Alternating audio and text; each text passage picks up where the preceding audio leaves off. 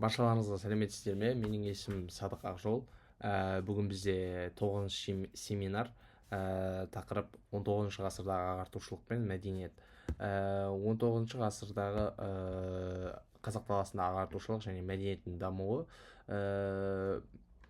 өте маңызды кезеңдердің бірі болып табылады.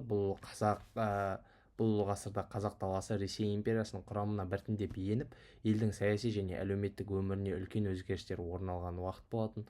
Дәстүрлі хандық басқару жүйесін жойылуы және әкімшілік құрамның енгізілуі, отарлық саясаттың күшеюі қазақ қоғамының жаңа тарихи жағдайға бейімделуге мәжбүр етті. Осындай өзгерістер халықтың рухани өмірінде әсер етіп, ағартушылық қозғалысының қалыптасуына жол ашты.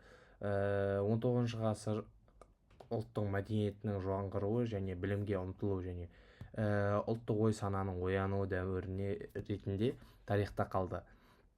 Қазақ даласында ағартушылықтың туу кездейсоқ құбылыс емес еді.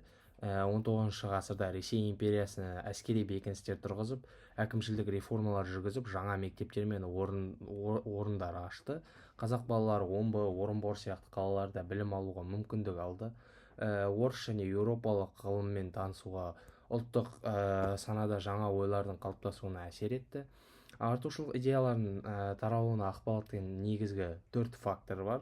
Олардың біріншісі Ресей империясының оқу жүйесімен байланыс. Қазақ жастары орысша білім алып және ғылымға жол ашыла бастады. Әлеуметтік өзгерістер, яғни орталық әкімшілік дәстүрлі қоғам құрылымы әлсіретті. Сол арқылы жаңа көзқарастар қажет болды. Шығыс және батыс мәдениетімен танысу. Орыс ғылымдары қазақ даласын зерттеді, ал қазақ зиялылары әлемдік мәдениетпен таныса бастады. Ұлттық мәдениеттің құлдырау қаупі ел ішінде өзгерістерді ұлттық болмысты сақтап қалудың қажеттілігі туғызды.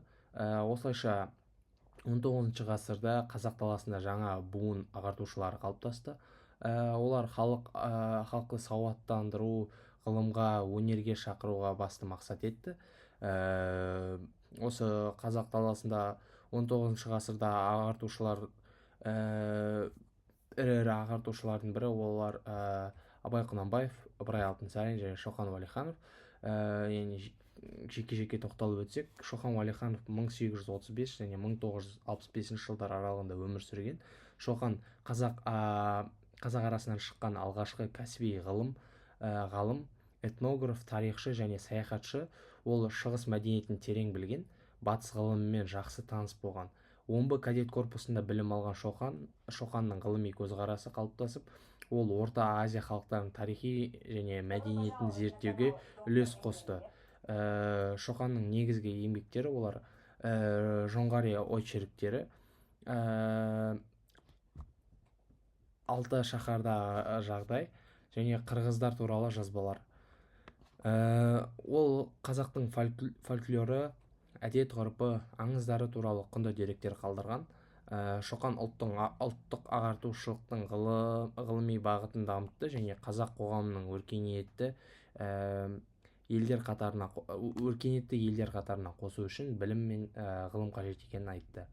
Одан кейін Ыбырай Алтынсарин 1841 және 1889 жылдар аралығында өмір сүрген.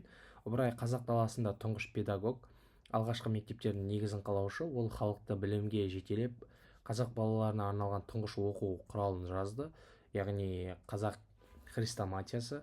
1864 жылы Торғайда алғашқы қазақ-орыс мектебін ашқан болатын.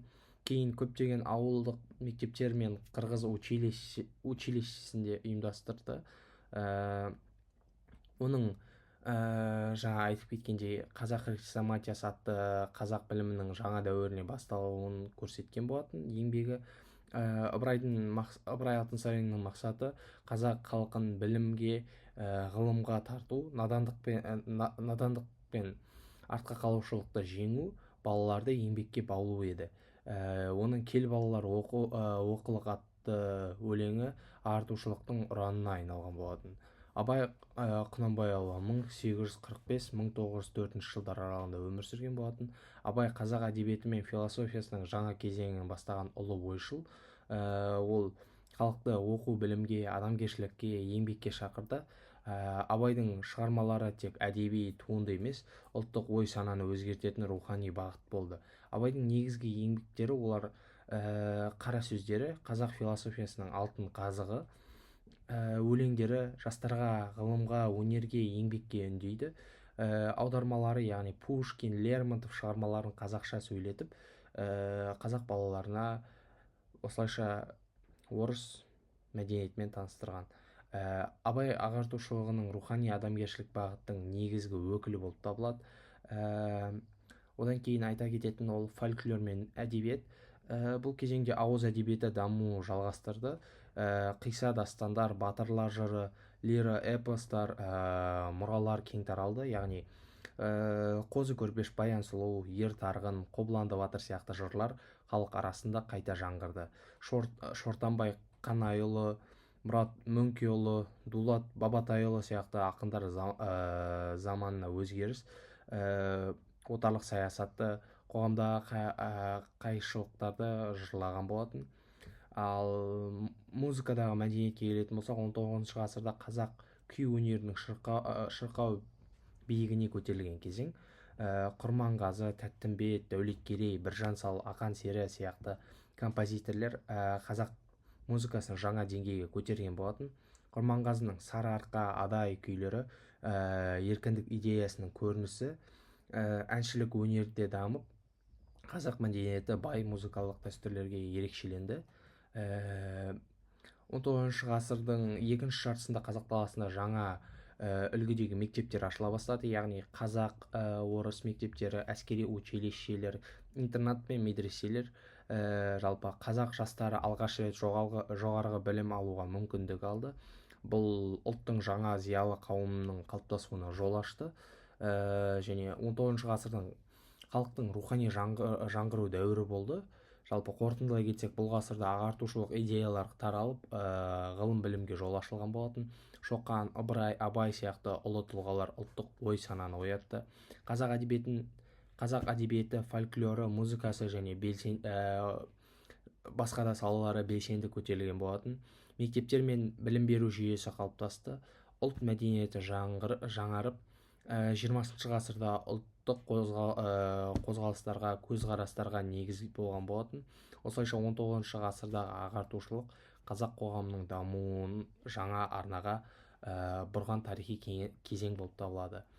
Назарларыңызға рахмет, сау болыңыздар.